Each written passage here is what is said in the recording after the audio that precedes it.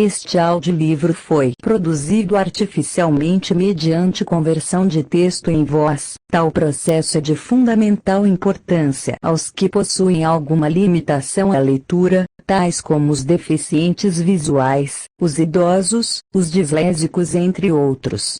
Alertamos que, por se tratar de produção não natural da voz humana, o áudio pode apresentar incorreções fônicas e outras falhas decorrentes da própria ortografia, como no caso das abreviações, pontuações e palavras estrangeiras. Conselhos muito úteis para os pais de família, pelo venerável Dom Antônio Maria Claret, arcebispo e missionário de Santiago de Cuba, fundador da Congregação dos Filhos do Coração de Maria. Com a aprovação do Ordinário Barcelona, 1860. Segunda edição. Imprimatur. São Paulo, 27 de abril de 1911. Por comissão do Excelentíssimo e Reverendíssimo Senhor Arcebispo Metropolitano, Arcipreste Ezequias Galvão da Fontoura. Introdução. Meu amado irmão em nosso Senhor Jesus Cristo, por seres casado e pai de família, chamas minha atenção mais do que qualquer outro homem, pois que, se cumpres bem os teus deveres, não somente serás feliz, como também farás felizes os teus filhos, e até os teus compatriotas participarão da tua felicidade. Mas, se, pelo contrário, não cumpres com as tuas obrigações, se és omisso e descuidado, serás desgraçado com tua família, e muito mais longe se estenderão as tuas desgraças. Assim é que São João Crisóstomo atribui a ruína e a perdição espiritual e temporal dos povos aos pais de família, por não cumprirem com os seus deveres. Por isso, do mesmo modo que um hortelão, agricultor, zeloso emprega todo sentido e todo cuidado na escolha dos melhores galhos para enxertá-los, a fim de que suas árvores com o tempo produzam frutos especiais e saborosos, assim eu procuro com esmero escolher os melhores conselhos para incuti-los no coração dos pais de família, a fim de que venham a produzir mais tarde preciosos frutos de santidade e de bons exemplos, que tomados pelos filhos, tornem-se estes bem-educados e perfeitos imitadores das virtudes paternas, donde se forme uma sociedade verdadeiramente cristã, redundando tudo em proveito próprio e na maior glória de Deus, que é o meu principal intuito. Primeiro conselho: qualidades excelentes do estado do matrimônio, disposições para recebê-lo com proveito. É um erro, meu irmão, e até uma heresia condenada, dizer-se que o estado de matrimônio é mau.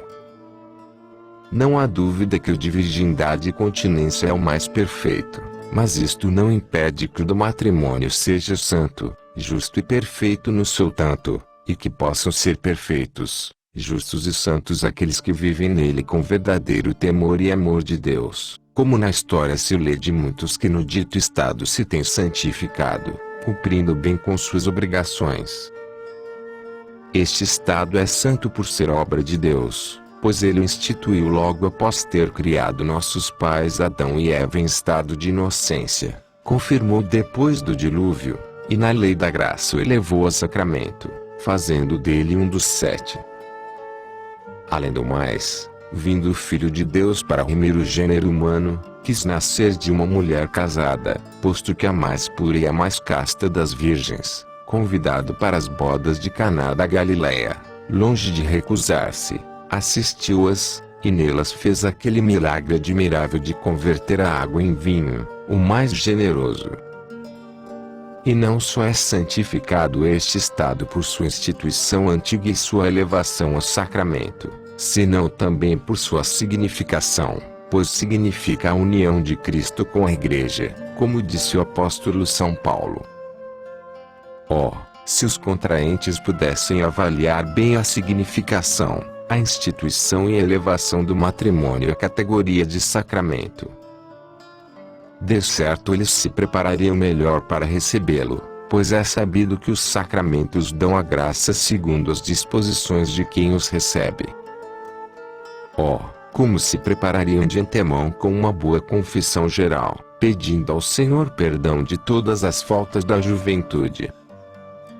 Não se tornariam indignos da graça daquele sacramento, como muitos, infelizmente, se tornam, cometendo pecados em seus tratos ilícitos.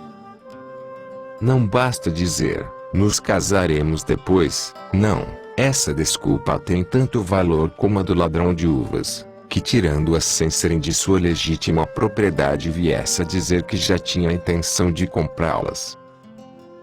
E assim como não faria bom vinho aquele que colhesse as uvas antes do tempo ou sem estarem bem sazonadas, assim tampouco conseguiriam a paz, a união e as demais felicidades aqueles que, com promessas de casamento, não aguardam as coisas para o seu tempo próprio. Portanto, todo aquele que deseja alcançar a graça que necessita, disponha-se a bem recebê-la, pedindo a Deus, que não lhe a recusará, contanto que ouça a missa da bênção nupcial em que se contém importantes deprecações a Deus nosso Senhor, isto é, que o matrimônio torne santos contraentes, que lhes infunda o divino amor, lhes dê forças para suportar os trabalhos de seu novo estado, lhes abençoe os frutos do casamento e lhes encha das bênçãos do céu. O demônio, desejando a ruína e perdição das almas, procura fazer com que os fiéis não compreendam a virtude dos sacramentos, os recebam em pecado, sem fervor nem devoção, porque ele sabe que estes benefícios são espirituais, e é preciso recebê-los com fervor e boa vontade para que deles tirem o maior proveito aqueles que os recebem. É assim que com astúcia diabólica muitas vezes o demônio prepara desordens consideráveis por ocasião da celebração das bodas, tais como despesas excessivas, deleites repreensíveis e escandalosos, banquetes onde muitas vezes impera o grande pecado da intemperança, gracejos e palavras desonestas, e até jogos, danças e cantos impudicos, que só servem para excitar atos reprováveis, produzindo verdadeiras ruínas espirituais. Aí daquele edifício em que Satanás põe a primeira pedra. A fábrica mal fundada não tarda a ruir por terra, disse Jesus Cristo nosso Senhor, e certamente pode bem edificar uma casa quando os seus alicerces estão assentes sobre o pecado. As desgraças são sem conta, porque sobre elas tem grande poder o demônio as mordeu, conforme disse o arcanjo Rafael, e então, perdidos estarão também os bens temporais, a saúde, e a própria vida, tanto para eles como para seus descendentes. E a história nos conta que 7 maridos morreram nas mãos do demônio, vítimas de suas paixões libidinosas. Oxalá, que os recém-casados se recordassem daqueles santos jovens da lei antiga, Tobias e Sara, que na primeira noite de suas bodas diziam, não é justo que encertemos nossas relações sem consideração alguma. Como os pagãos que ignoram a Deus, façamos primeiramente uma oração à sua divina majestade, para que nos livre do demônio. E foram livres do demônio, e o Senhor os encheu de graças espirituais e de bens corporais e temporais, e não só a eles, mas também aos seus pais. Ditosos aqueles que procuram imitar estes santos noivos, como eles, também alcançarão as graças do céu.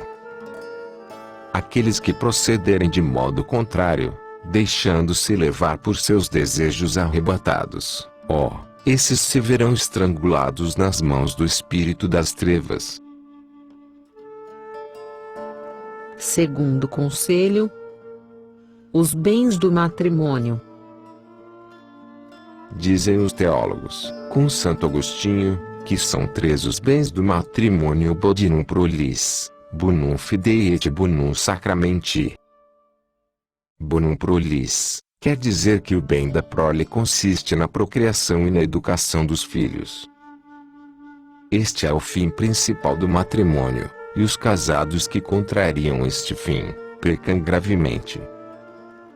É verdade que se de comum consentimento, digo de comum acordo, querem privar-se da liberdade que o estado de casado lhes concede, poderão se abster, pois ninguém os obriga, mas, se não se abstêm, e procedem de qualquer modo contra o dito fim, então tudo quanto fizeram nesse sentido será ilícito, segundo o princípio, non sunt facienda mala, ut eveniente bona, quer dizer, não se devem fazer coisas más, para que daí se obtenham coisas boas. O fazer isto, já disse, é mal, nem procede dizer que os dois se combinaram, porque tal combinação não podiam fazer. Ambos cometem falta, e se é um só que a comete, cumpre a outra parte procurar embaraçá-lo o quanto possa, rogando muito a Deus e à Virgem Santíssima para que se converta. O demônio estende destas armadilhas, e colhe assim muitas almas de pessoas casadas, conforme conta São Francisco de Sales. Alguém viu cair no inferno muitos maridos e mulheres por causa de pecados cometidos no matrimônio.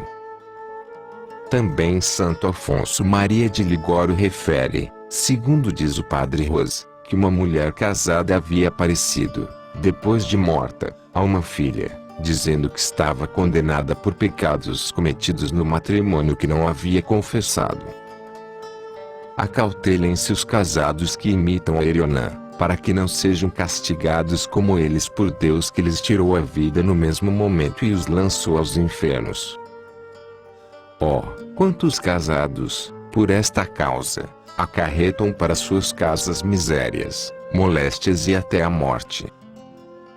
Assim como o Senhor pôs limites ao mar, assim também o fez para o matrimônio, e ir além desses limites é cometer pecado, e ser castigado, certamente, por Deus. Bonum fidei, quer dizer, os casados devem guardar fidelidade mutuamente sem faltar a ela por pensamentos, palavras e obras. Esta é a conduta que os cristãos devem observar e que com todo escrúpulo foi observada pelos primitivos fiéis, de modo que o grande Tertuliano em suas apologias, atirando em rosto aos gentios os seus vícios, lhes dizia: os cristãos casados não são como vós outros, uma vez casados não pensam em outra pessoa do mundo, gestianus uxori suoi soli masculus nascitur. Mas no dia de hoje, quão mudados estão os cristãos! Quando vemos casados cometerem os mais horríveis adultérios, desprezando todas as leis, sem deterem-se diante do próprio renome, a honra, riquezas e a saúde, atropelando tudo como se fossem feras, abandonando esposa e filhos e submergindo-se em uma guerra doméstica profunda. Acontece muitas vezes que tem mulheres formosas, das quais são indignos, dotadas de encantos naturais e sobrenaturais, e vão se enxafurdar na imundície, como disse Jeremias, que no Trebanturim Crosseis, amplexatis sunt stercora, ou segundo São Pedro, como porcos e outros animais imundos estão se refocilando na imundície da estrada, como o Espírito Santo chamou a mulher prostituta. Oh, que pecado é o adultério! Deus nosso Senhor no Gênesis o chama pecado grande, pela boca de Oséias disse que é um pecado profundo, e pela boca de Jó classificou como a máxima iniquidade.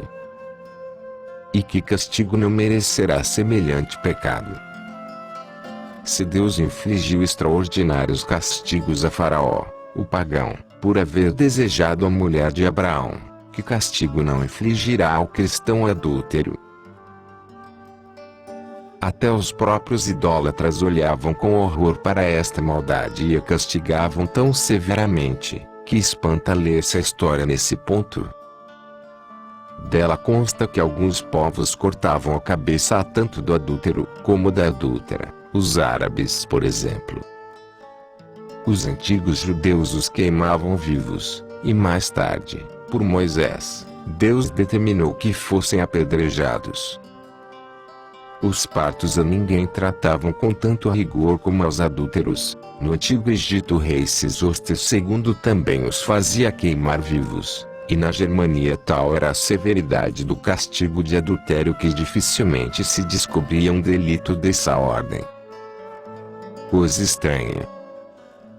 Nações bárbaras e indisciplinadas castigam desse modo os adúlteros, entretanto que hoje, gente sábia, séria, cristã e que faz alarde de virtudes, olha sem horror para este monstruoso crime e não é castigada apesar de cometê-lo por vezes. Será porque faltam leis e tribunais? Não, bem que temos tribunais e leis. O delito é tão grande que Deus por si mesmo o quer julgar, como disse o apóstolo São Paulo, adulteros judicabit Deus, e o castigo será temporal e eterno, como se lê em diversos trechos da Escritura Sagrada.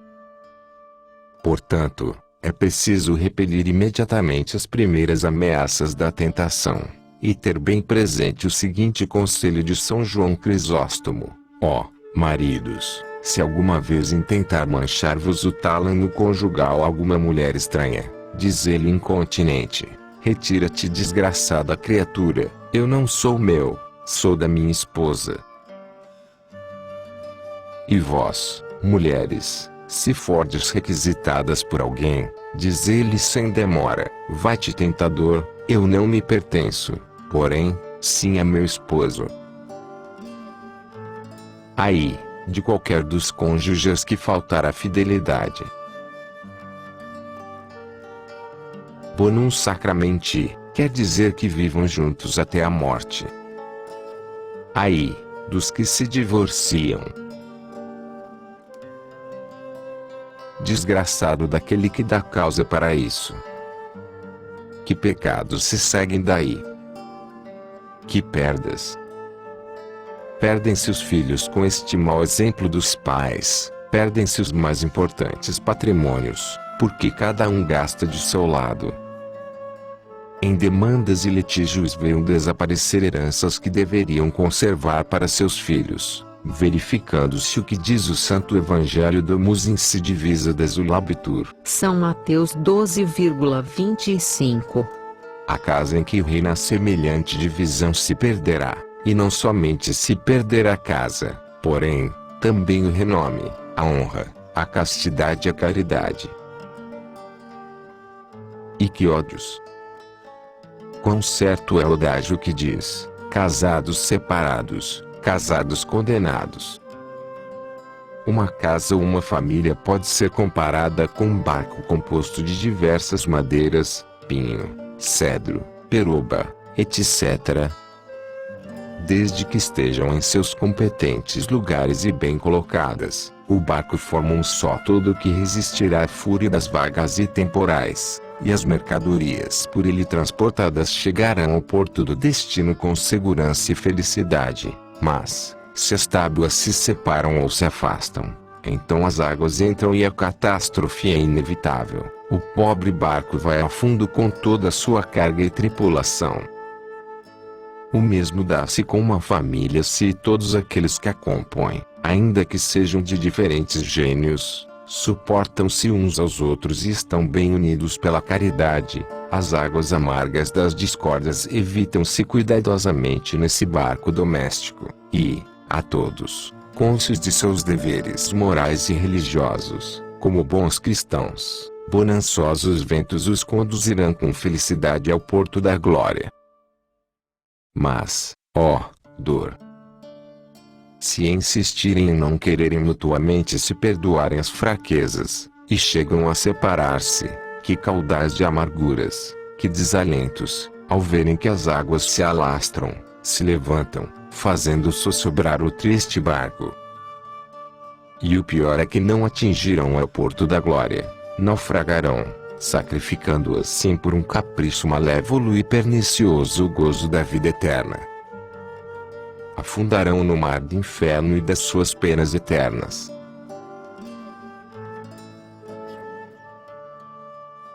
Terceiro conselho: deveres dos casados e dos pais de família para consigo mesmo. É dever dos casados amarem-se mutuamente com amor santo e constante. Deste santo amor se formará o vínculo de sua união. É de tal importância este amor, que o apóstolo São Paulo exorta-o, exigindo dos esposos: vire, diligite uxores vestras, homens, amai as vossas esposas e não dissimula a recíproca, porque diz: ut suosamente, para que amem os seus maridos. Este amor recíproco não deve ser semelhante ao dos brutos e dos pagãos, porém, santo, regulado pela caridade, ajudando-se reciprocamente um ao outro para sua santificação com a prática das virtudes e bons exemplos. Deve ser o amor dos casados como o amor de Jesus Cristo para com a sua igreja, o qual ainda não foi abalado, nem perante todas as perseguições e tribulações pelas quais tem passado essa esposa, nem pelos vícios e pecados de seus filhos. Assim deve ser o amor dos casados, tão constante que nem todas as moléstias e achaques, nem a ausência nem a própria velhice deve ser motivo de aborrecimento. Pelo contrário, maiores provas de amor sincero e desinteressado devem dar nessas circunstâncias. Os casados devem ter bem presente que Deus os chamou para esse estado do matrimônio, para que se auxiliem mutuamente, continuadamente, com orações, exortações e bons exemplos na santificação um do outro. Esta é a vontade de Deus, disse o apóstolo São Paulo. Os casados, além de viverem amando-se mutuamente, devem amar, se os têm, seus pais e seus sogros. Os bons filhos devem ser como a terra fértil, que recompensa com abundantes frutos o trabalho suores do lavrador. Assim pois, os bons filhos e as boas filhas devem nobre e generosamente corresponder com amor e cuidados sinceros o trabalho que com eles tiveram seus pais e sogros, e isso fazendo sem queixas, seja o verdadeiro arrimo destes em sua velhice. Não há dúvida que nas casas onde há casamentos entre velhos e moços é mais difícil viver em paz, quando, aliás, ser-lhe isso facílimo se reinassem a caridade e o amor entre eles. O amor está para os casados como açúcar para as frutas azedas. Sim, o amor adoça os gênios mais ásperos e os conserva em paz, e se todos viverem com amor, todos se suportarão e se ajudarão mutuamente. Pão e paz são palavras que se parecem, observando-se como se faz o pão, compreender-se-á como se forma a paz na casa de um casal de idades desiguais. Para se fazer o pão há necessidade de farinha, fermento, água, sal, e para que estas 4 substâncias se transformem em um só, o pão, é indispensável que cada uma delas se emane e se adapte à natureza das outras. Do mesmo modo acontece com os velhos que casam com moças. Se não se irmanam, se não se adaptam ao gênio do outro, jamais terão paz. Entretanto, ainda que de gênios opostos se unem, se suportam-se mutuamente, se desculpam os seus defeitos, em uma palavra, se existe o amor entre eles, então haverá paz e felicidade, tanto neste como no outro mundo. E aí deles, se não se amam, só terão a guerra, viverão sempre com raiva, como cães a latir para o inferno, pois está escrito que os cães não entrarão no céu, foris canis, disse São João. Quarto conselho: deveres dos pais para com seus filhos. Por certo, meu irmão, não há ninguém que possa fazer tanto bem e tanto mal como os pais de família.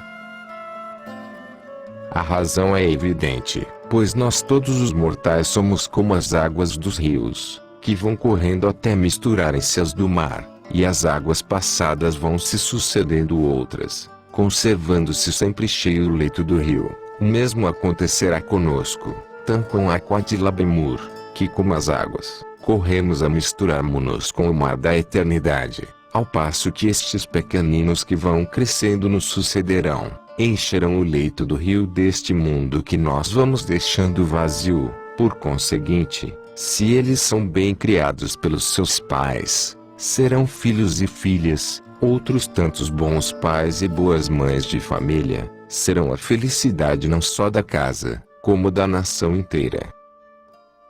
Pelo contrário, se os pais não cumprem seus deveres para com seus filhos, estes se tornar-se-ão tão maus que suas casas serão habitadas por feras e a nação inteira parece antes um covil de feras do que uma sociedade de homem, tal como disse Aristóteles, que não há fera pior do que o homem sem princípio, sem instrução e observância da lei.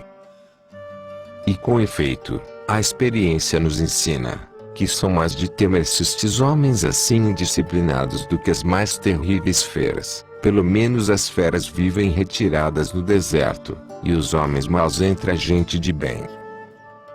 As feras não roubam a fama, a honra e as riquezas. Os homens maus fazem tudo isso e ainda mais.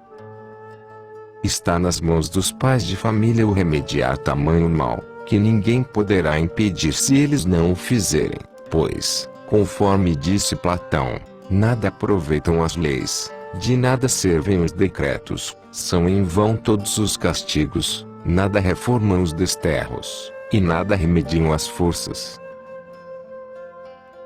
Sim, nas mãos dos pais de família está o remédio, se o quiserem, reformarão o mundo. Lembra-me haver lido que a República de Atenas se achava cheia de vícios e de desgraças, pelo que os mais sensatos se reuniram para tratar do remédio. Iam aqueles pais discorrendo sobre o assunto, este propunha um castigo como meio de arrancar tantas maldades, aquele propunha outro meio, outro castigo, e assim, iam todos discorrendo e propondo o que melhor entendiam, até que um dos mais sisudos, depois de todos terem falado, atirou no meio da sala uma maçã podre, e disse: que remédio vos parece poderá existir para fazer com que esta maçã podre torne-se outra vez sã, bonita e doce? Difícil a pergunta. Como fazer que a maçã podre fique perfeita? Todos se calaram. Então o proponente prosseguiu: pois olhem, arranquem-se-lhe as pelviges, sementes, que estão em seu âmago, tratem delas, cultivem-nas, e dentro em poucos anos, dessa maçã tão podre nos advirão muitas outras, formosas, doces, sãs e frescas.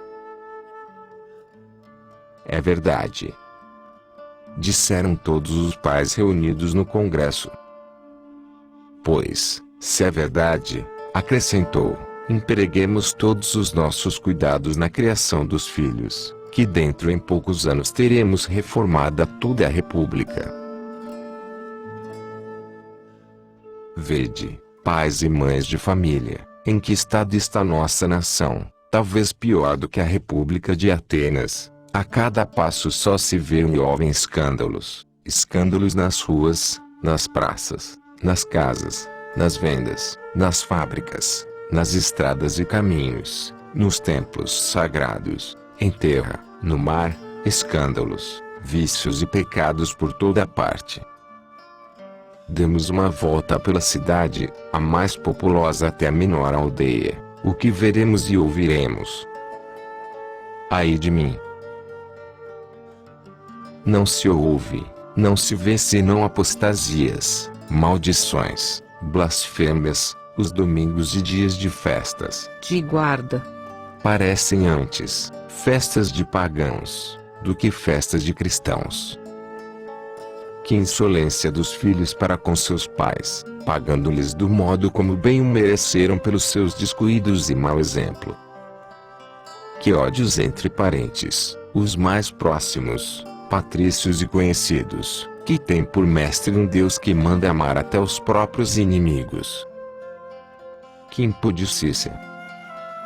Parece que nos achamos em Sodoma e Gomorra, ou no tempo do dilúvio, quando toda a carne se havia corrompido. Que faltas, que cantigas, que conversas se ouvem! Que ações! Que vestimentas! que pecados contra a castidade em todos os estados, sexos e condições, desde os mais jovens até os mais velhos. Sim, os nossos tempos estão parecidos com os de Noé. E que injustiças estamos vendo, que roubos, que fraudes, que... Já não se olham os meios, contanto que vem o dinheiro. Que críticas e murmurações. Que males e desgraças. E não haverá remédio para tão grande mal? Sim, o remédio está em vós, senhores pais de família. Vós tendes a medicina necessária, basta que queirais aplicá-la. Ela está no criar bem as vossas famílias. E o não fareis. Olhem que não só servirá para o bem comum, senão também para o nosso bem particular. Se tiverdes criado bem os vossos filhos, eles depois corresponderão, como a terra bem cultivada aqui, agradecida, recompensa o lavrador. Assim o farão vossos filhos cultivados com os vossos desvelos. Eles vos descansarão, vos consolarão e vos manterão na vossa velhice. E depois de passardes felizes vossos dias neste mundo, ireis gozar das felicidades eternas. Quinto conselho. Primeiro dever dos pais para com seus filhos: sustentá-los e vigiá-los. Pouco há a dizer sobre este dever de sustentar os filhos. Tão claro e natural ele é, que os próprios animais o cumprem com a maior exatidão, alimentando seus filhos. As próprias feras não se esquecem dos cuidados de que devem cercar os seus filhos pequenos. Dos animais irracionais, só a avestruz abandona seus filhos, por isso, é tido como animal torpe e estúpido pela própria Escritura. E se alguém se admira que um irracional, como a avestruz, se esquece de sustentar seus filhos, qual não será a admiração vendo-se um homem abandonar a sua prole sem sustento para tirar-se às casas de jogos, aos botequins, tabernas e casas de perdição, onde gasta inútil e criminosamente todo o dinheiro de seu ordenado, soldo e patrimônio que deve empregar na manutenção de sua família. Quantos males não provém daí? Um filho ladrão, uma filha prostituta e a mulher. Que sei eu? Se eu me encontrasse com esses pais que se esquecem de tão essencial dever, lhes diria: vinde cá remissos e descuidados, vinde preguiçosos e delinquentes, e aprendei, não somente com formiga, de que faz particular menção o Espírito Santo, mas com todos os animais que povoam o ar e a terra. Vede, que esforços e diligências para apanhar a caça, uma vez apreendida, dela se privam logo e entregam a seus filhos para seu sustento. E os pais de família não hão de trabalhar, e sim, gastarão os seus salários em vícios e pecados com prejuízo de seus próprios filhos que ficam sem pão e sem roupa para vestir. Que crueldade! E o pior de tudo isso, é que não só matam os filhos no corpo pela miséria, como os matam no espírito pelos escândalos que dão. Com efeito, vendo-se eles fora de si, das casas de jogos e de vícios, maltratam as esposas, contudo se impacientam, blasfemam, maldizem a si e a tudo, e como é que com isso a família não há de sobressaltar-se, chorar e escandalizar-se recebendo tão mau exemplo? Os bons pais de família devem fugir dos vícios e das casas de perdição. Sua preocupação e diversão deve ser a sua família. Para ela devem trabalhar, proporcionando-lhe o sustento e ensinando-lhe a procurá-lo. Neste ponto os próprios irracionais dão lição a muitos homens, trazendo para seus ninhos o sustento de seus filhotes, a galinha que dá vida a seus ovos inanimados pelo seu calor natural. Ela mesma ensina a seus pintinhos onde devem encontrar a comida, chama-os, reúne-os, de vez em quando abriga-os sob suas asas para aquecê-los e vivificá-los, e a maior prova de amor materno ela dá quando vê o gavião que quer arrebatar-lhe os pintinhos, então esquecendo-se do seu natural estado de timidez e pusilanimidade, atira-se como uma leoa contra o gavião. Eis o que devem fazer os bons pais: todo o seu desvelo e alegria deve ser para sua família, todo o seu prazer deve ser o estar junto de seus filhos, devem mostrar-lhes a maneira de adquirir-se a subsistência, ensinando-lhes os meios de evitar a ociosidade que é mãe de todos os vícios. De vez em quando, após as refeições, à noite nos dias de festas, reunidos todos, devem entretê-los com sábios conselhos, em que devem fazer sobressair o amor, principalmente quando observem que o gavião infernal está dando voltas para arrebatar-lhes algum de seus filhos.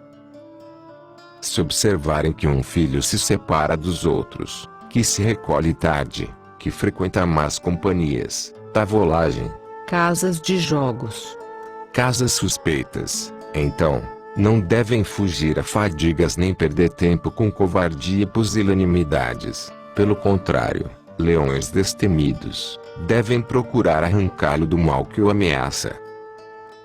Oh, se os pais soubessem, como se lê na história da mística Cidade de Deus, a contínua guerra que os demônios fazem à criatura racional, com certeza a vigiariam mais seus filhos.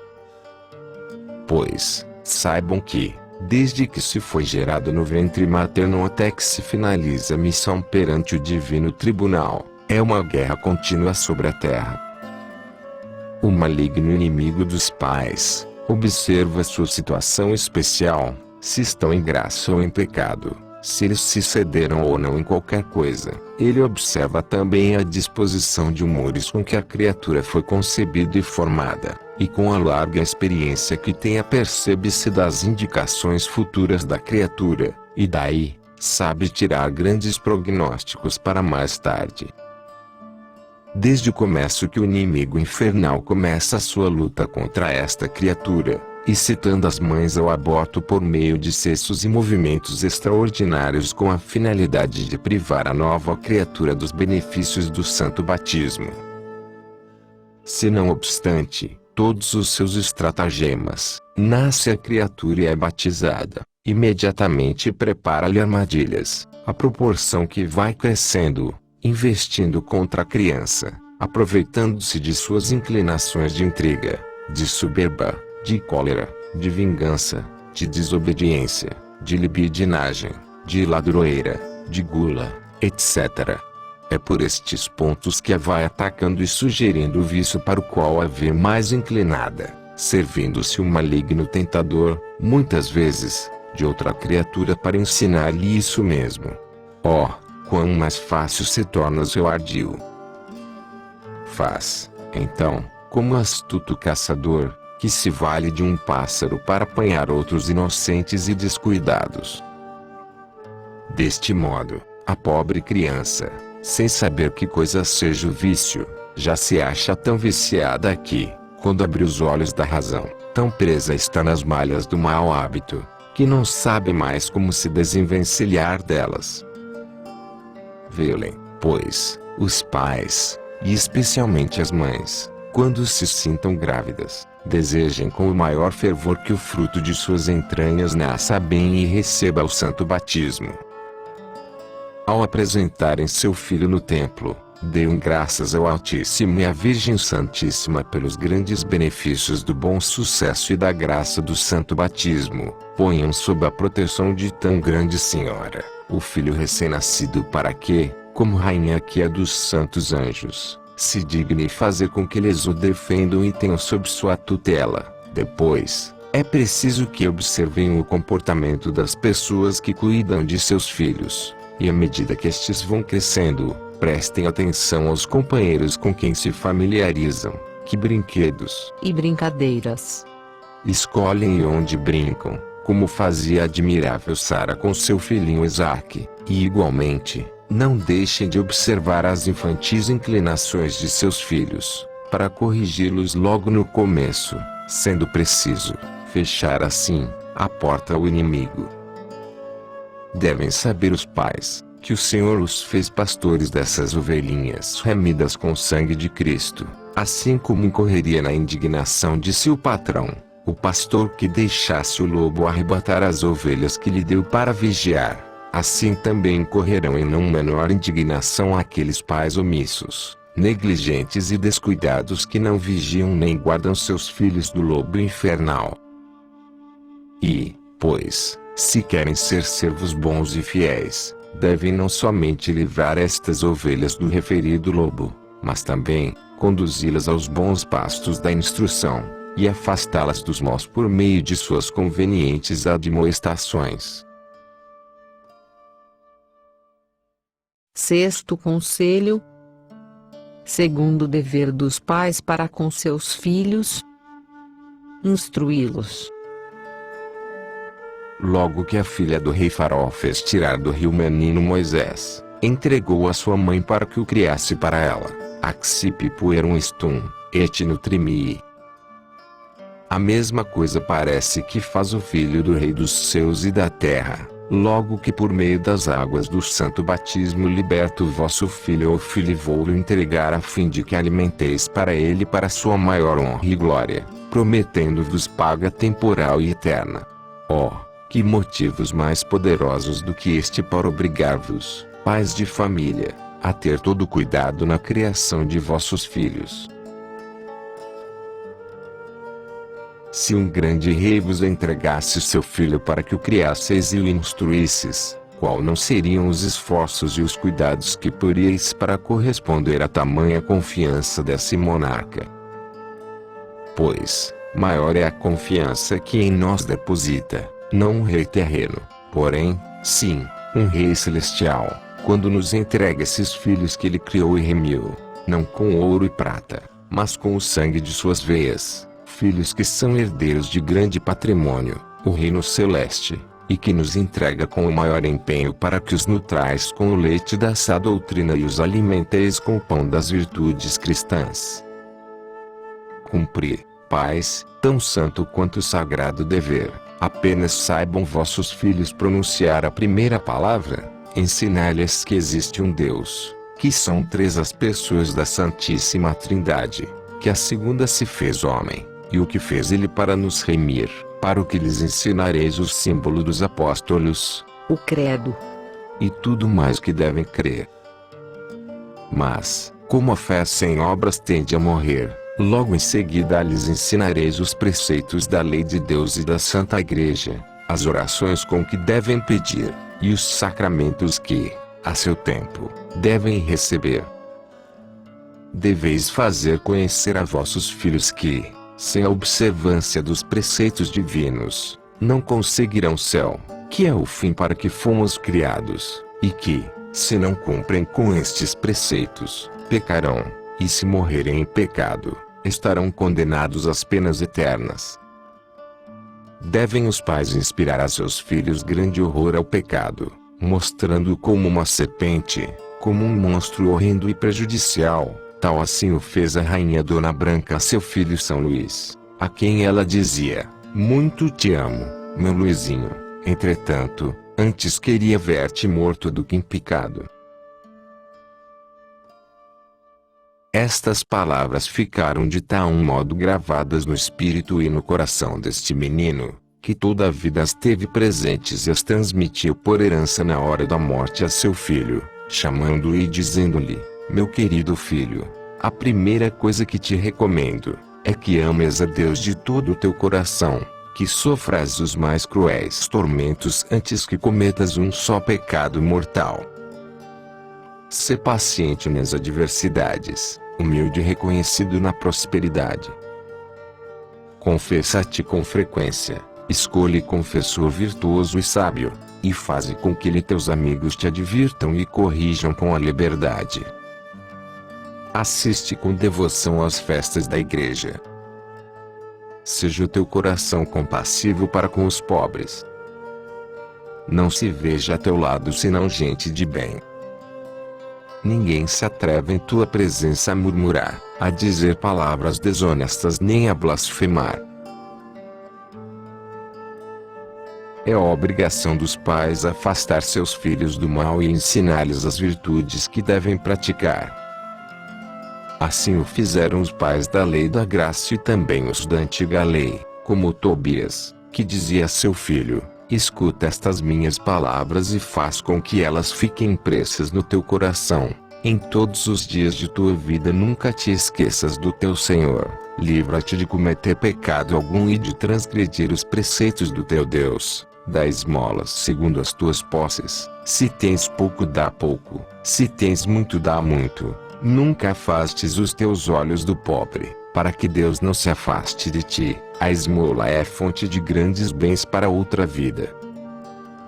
Vela sobre ti mesmo, meu filho, para que não te sujes em alguma impureza, que a soberba, causa de todo pecado, se conserve sempre longe de tuas palavras e obras. Não retenhas o salário dos trabalhadores, pelo contrário, paga-lhes imediatamente. Não faças a outrem o que não queres que outrem faça a ti. Nas tuas dúvidas, toma o conselho de homens sábios. Louva e bendize ao Senhor continuadamente, e suplica sem cessar que dirija os teus passos, e que se digne dar sua santa bênção a todas as tuas obras.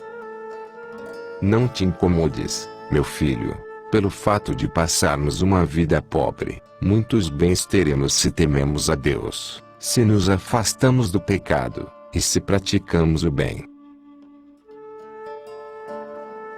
Assim, Tobias doutrinava e instruía seu filho, que pondo em prática tão santos conselhos alcançou favores do Senhor, tais como a presença do arcanjo São Rafael, que o acompanhou em uma viagem, o livrou de um peixe que tentou devorá-lo, e lhe proporcionou um admirável casamento, que trouxe riqueza e alegria para ele e para a casa de seus pais. Vede, pais de família, como frutifica a semente da doutrina e dos conselhos espirituais.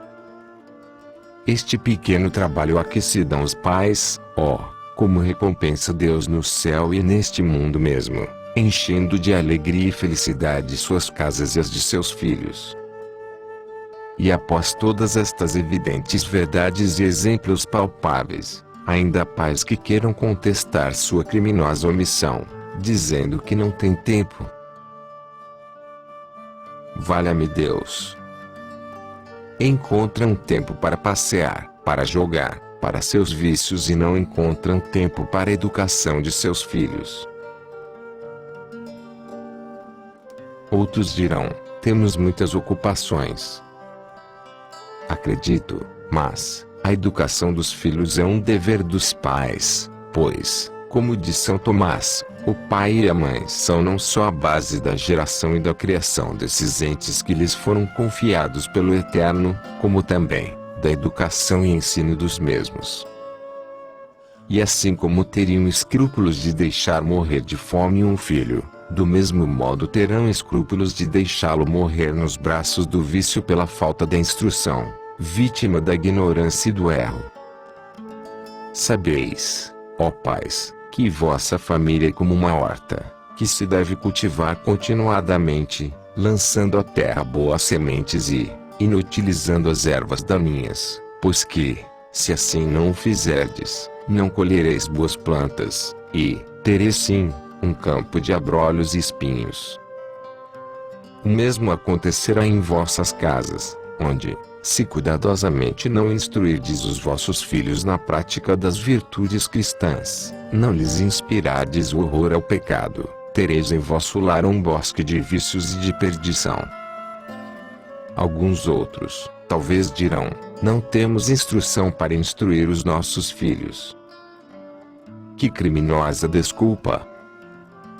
Suponhamos que assim seja, que não haja preguiça, mas falta de ciência.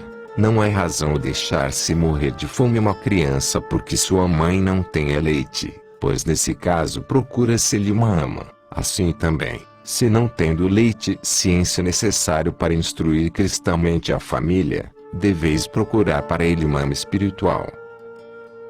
Fazei com que não lhe faltem pelo menos as instruções paroquiais, acompanhando-as vós mesmos, e assim alcançareis duas coisas ao mesmo tempo: vossa família usufruirá esse benefício da instrução religiosa, e vós pagareis o débito proveniente de vossa criminosa ignorância. Se tal não fizerdes, isto é, se não acompanhardes vossos filhos ao templo, eles lá não irão sozinhos, por mais que os aconselheis, e sim, com outros companheiros tomarão a direção de outros lugares, Deus sabe para onde. Oh, quão repreensíveis sereis então! Disse o apóstolo São Paulo: sic exaltem surum, et maxime domesticorum curam non habet, fide negavit, et est infideli deterior. Piores sereis do que os infiéis, e parece que teríeis perdido a fé, que vos ensina que há um Deus que vos há de intimar a comparecer perante o seu tribunal e que vos dirá a cada um: retiration vindication, isto é, dai-me conta da família que te confiei. Aí, se por vossa culpa se perde algum deles, é certo que por ele pagareis. A fim de que eles não se percam, pais, deveis procurar infundir em seus espíritos os benefícios e salutares preceitos da doutrina cristã, desde as suas infâncias. Por último, não vos esqueçais de criá-los no santo temor e amor de Deus, e recomendá-los ao Senhor, de manhã e de noite, para que sejam devotos da Santíssima Virgem, dos santos padroeiros e anjo da guarda, recebam os santos sacramentos com frequência, e afastando-se dos vícios, sigam e pratiquem as virtudes cristãs. Sétimo conselho. Terceiro dever dos pais para com seus filhos: corrigi-los. Apóstolo São Paulo, escrevendo aos Efésios, exorta-os a que eduquem seus filhos na disciplina e correção do Senhor. Educatio filius vestros in disciplina et correctione Domini. Certamente, que não é bastante instruir os filhos nas coisas santas, na piedade e na virtude, mas sim também, é indispensável corrigi-los de seus defeitos. Não pensem os pais que seus filhos não têm defeitos, têm-nos, sim, e posto que muitos dos que hoje veneramos como santos tiveram os seus, alguns, não meras faltas, porém, pecados graves, em sua juventude, eles se emendaram mais tarde. Para exemplo, está Santo André Corsino, que na juventude deixou-se levar pelos vícios, mas, corrigido pela própria mãe, se emendou, e tornou-se um grande santo. Deveis saber, pais de família, que a graça do batismo tira o pecado, mas não destrói a sensualidade ou concupiscência, deixa a alma limpa, é verdade, mas não impecável. Por conseguinte, a vós outros compete vigiar, instruir a vossos filhos, e também corrigi-los em seus defeitos. O fim da correção dos pais deve ser para a maior glória de Deus e bem dos seus filhos, nunca, porém, para fins terrenos ou interesseiros, como fazem alguns que, se o filho ou a filha faz uma mancha no vestido ou quebra um vaso, são logo todo gritos e pancadas. Entretanto, que se ouvem nos pronunciar alguma palavra má, ou os percebem fazer alguma coisa desonesta, etc., dissimulam, e nada dizem. Eu não digo que não se repreendam aquelas primeiras faltas, mas estas últimas muito mais. Muitos pais se portam para com seus filhos, como o pai de Santo Agostinho para com ele, pouco se importava que o filho fosse casto, contanto, que fosse eloquente, non satagebate quam castus essem, dum modo esse dissertus. Como o próprio Santo Agostinho exclama em suas confissões. Já assim não faria sua mãe, Santa Mônica, que o repreendia asperamente, e sentia mais dores em vê-lo pecar do que as sentiu quando deu à luz, como o mesmo santo diz, e por isso, continuadamente o corrigia. A correção não deve ser só espiritual, porém, também deve ser geral e igual, quer dizer, que se estenda igualmente a todos os filhos. Há pais tão inconsiderados, que às vezes são para uns todo rigor e para outros todo desculpas. Entretanto, assim como o amor deve ser comum a todos os filhos, do mesmo modo deve ser a correção. Além do mais, os pais devem procurar não terem os mesmos defeitos que repreendem ou castigam nos filhos, pois de contrário, expõe-se a que estes lhe digam: medice, cura-te ipsum. Médico, cura-te a ti próprio. Finalmente, a correção deve ser presidida pelo amor e desejo de emenda, e não impelida pela impaciência e ira, pois deste modo, não produzirá fruto algum, como nunca produz, sempre que se repreende com paixão. Seria o mesmo que, se pretendesse alguém lavar o rosto com tinta, para tirar qualquer mancha, pois, longe de tirá-la, o que aconteceria, é que mais sujo ficaria o rosto.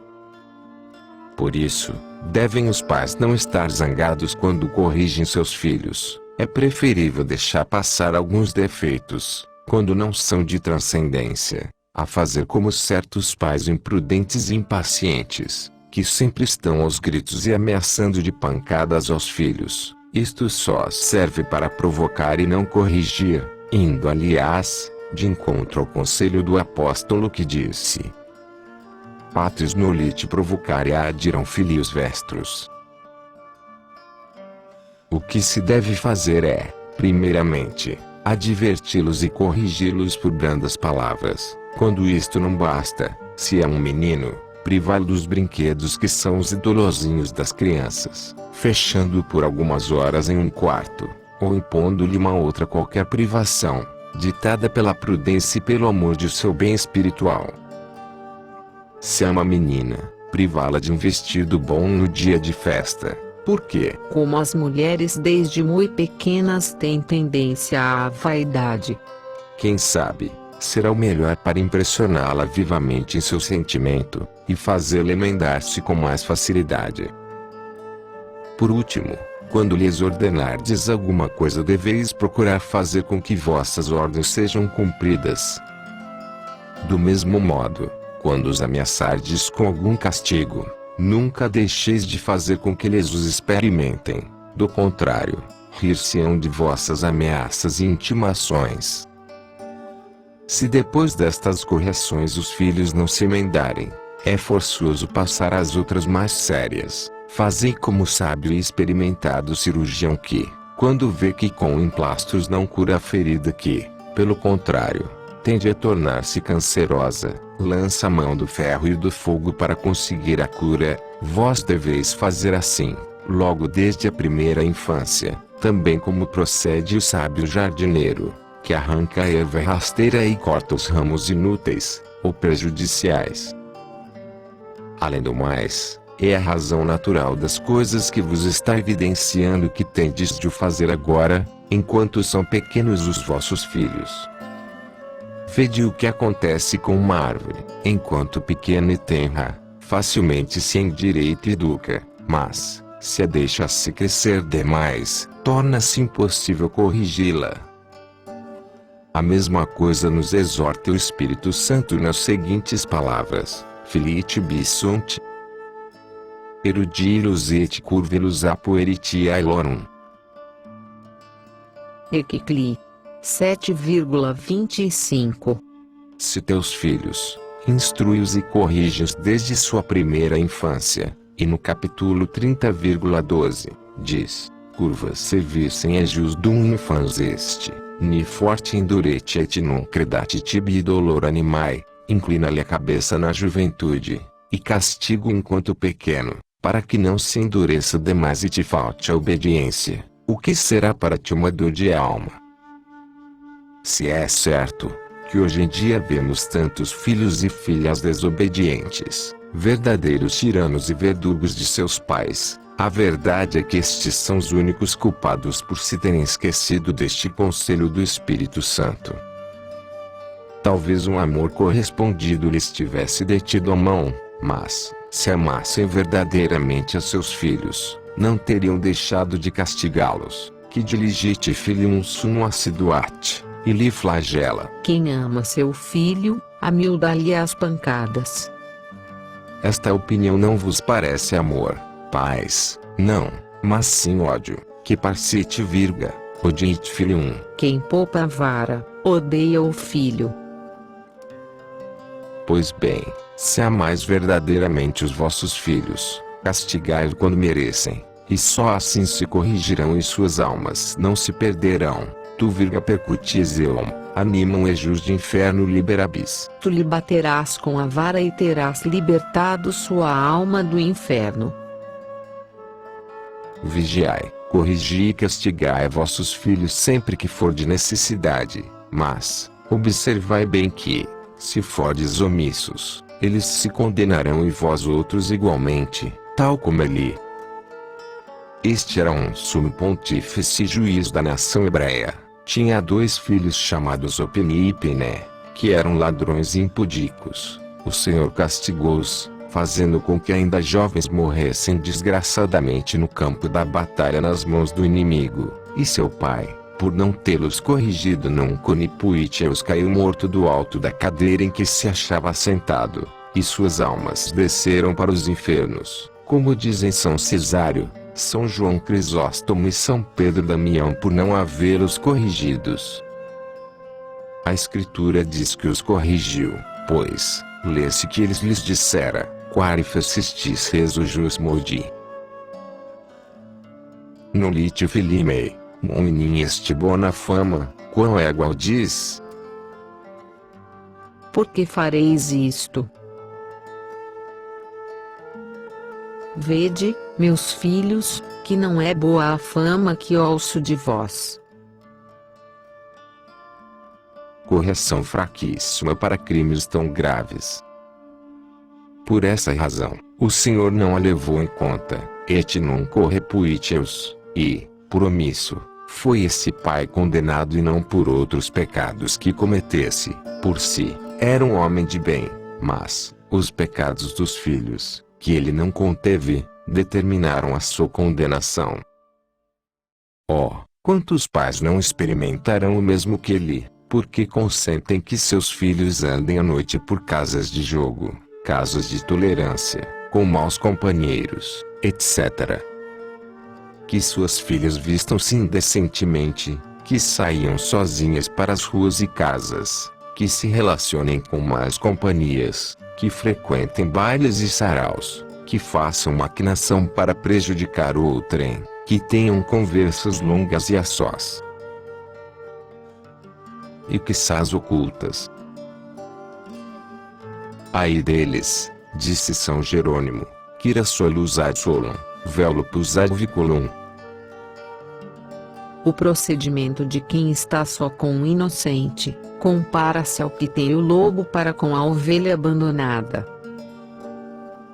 Pais, quando souberdes o que de mal fazem os vossos ou vossas filhas, não vos contenteis de dizer-lhes simplesmente, com ele porque fizestes isso?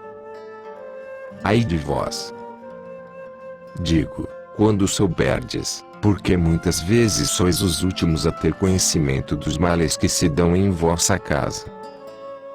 São Jerônimo também disse, já se falam nas ruas os vícios de vossos filhos, e vós ainda ignorais.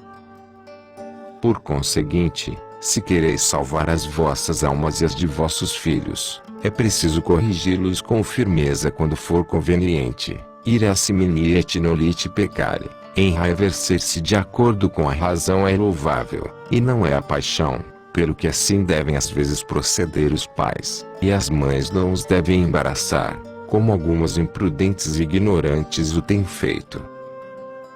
Pela história do casto José, sabemos que o sol e a lua representam o pai e a mãe.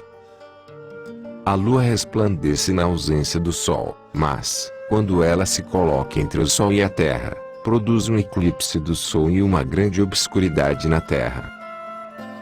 Eis o que acontece com a boa mãe, como a lua deve resplandecer com a luz de saudável correção em sua família, mas, quando o pai que, como o sol, castiga com a luz severa e eficaz de correção a seus filhos, não deve a mãe interpor-se entre o pai e a família, censurando-o, chamando-o às vezes de cruel, de inconsiderado, etc. Ah, que fatal eclipse não produzirá esta imprudente interpretação? O pai perderá a sua autoridade e bom conceito, a família se revoltará e se tornará indomável e insolente. Dirão, talvez, que as mães não têm coração para verem castigar seus filhos e vê-los chorar. Creio bem, mas é conveniente, e do contrário, se perderão. Se alguém tivesse uma parreira muito estimada e, ao ver o podador, cortar-lhes os ramos inúteis e ela a chorar dissesse, não corteis mais, deixai-os ficar assim mesmo, o que aconteceria? O que? A parreira se perderia. Pois, o mesmo acontecerá em vossa família, se com uma caridade imprudente, só porque ela chora, quereis impedir o ferro da correção, então, ela estará perdida e vós com ela. Oitavo conselho. Quarto dever dos pais para com seus filhos: dar-lhes bom exemplo e não escandalizá-los. Os filhos e as filhas são como outros tantos espelhos que estão diante dos pais. Agora, se puserdes diante de um espelho a imagem de Jesus, de certo a vereis representada diante dele. Quero dizer, pais de família, se vós sois a imagem de Jesus pelas virtudes da humildade, paciência e amor, vosso filho, como um espelho, refletirá a imagem de Jesus, se vós outras, mães de família, com as virtudes da humildade, pureza e amor sois uma imagem de Maria Santíssima, vossa filha será uma cópia de Maria. Mas se, pelo contrário, pais e mães, vós sois com vossa soberba, leviandade, impiedade e demais vícios, uma imagem do demônio, vossos filhos e filhas serão cópia viva desse inimigo de nossas almas. Muito importa o bom exemplo de vossa parte, para que os vossos filhos se acostumem ao que ouvem e veem em vós. Assim como insensivelmente aprendemos o idioma pátrio, do mesmo modo aprendemos o idioma da virtude ou do vício. Por isso, disse São João Crisóstomo que os lábios dos pais são os livros em que estudam os filhos, libris sunt labia parentum, e neles aprenderão o bem ou o mal. Se os filhos só lerem nos lábios paternos o horror ao vício e a estima à virtude, se só ouvem de suas bocas a excelência da humildade, da pureza, da esmola, do amor ao próximo, da devoção a Maria Santíssima, a Santa Missa e a frequência dos santos sacramentos, eles falarão essa mesma linguagem, serão humildes, castos, esmoleres, terão amor a seus semelhantes, serão devotos da Santíssima Virgem e da Santa Missa, e frequentarão os sacramentos, principalmente, quando os pais se adiantam com o bom exemplo, a imitação do Divino Mestre que começou, primeiramente, por praticar e depois ensinou, sepit facere et docere. Nisto devem, principalmente, insistir os pais, porque os filhos se impressionam mais pela vista do que pelo ouvido, e, eis porque São Jerônimo dando regras a uma grande senhora, mãe de família, para ensinar bem sua filha, disse-lhe, te beati magistrum, ti rudisime te turingentia, ser mestra exemplar a um tempo. Vós haveis de convir pais, disse um sábio, que instruireis mais os vossos filhos com os exemplos do que com as palavras. Causa-me compaixão, ver alguns pais e mães andarem todo o dia a gritar com os filhos e filhas, porque não são devotos, porque não rezam, porque não frequentam os sacramentos, etc. Crede-me, não façais tanto barulho com palavras, falai pelo exemplo, e o vosso movimento será muito mais eficaz. Quereis que vossos filhos e filhas façam as orações que todo bom cristão deve fazer pela manhã e à noite. Exemplo, fazei-o com eles. Quereis que vão assistir à doutrina cristã, ao sermão, que frequentem os sacramentos. Exemplo, assisti com eles. Quereis que sejam caridosos, pacientes, resignados à vontade de Deus? Exemplo: crede-me, dai o exemplo e tudo conseguireis. Vede, que até os passarinhos dão o exemplo, com os seus gorjeios ensinam os filhotes a cantar, saltando adiante deles de um ramo a outro, batendo as asas, ensinam-lhes a voar, e pois, procurai vós outros fazer com que tudo quanto vossos filhos vejam ou ouçam de vós, tudo seja edificante e nada escandaloso. As primeiras impressões dificilmente se apagam em uma alma jovem. Assim como a lã dificilmente perde a primeira tinta que se lhe dá, assim a vossa família conservará aquilo que em vós tiver observado desde o princípio, sejam coisas boas ou coisas más, mas, se são más, que de escândalos não se seguirão. O próprio Deus não é só com palavras que exorta os pais para o bom exemplo, senão também com evidência, pois, no livro dos Juízes se lê que, tendo destinado Sansão para libertar o povo da escravidão dos filisteus, diz que ele fosse nazareno. Era obrigação entre os nazarenos não beber vinho ou outro qualquer licor que embriagasse. Então, Deus manda um anjo anunciar o desejo à mãe de Sansão, e ao mesmo tempo dizer-lhe que ela mesma não devia beber.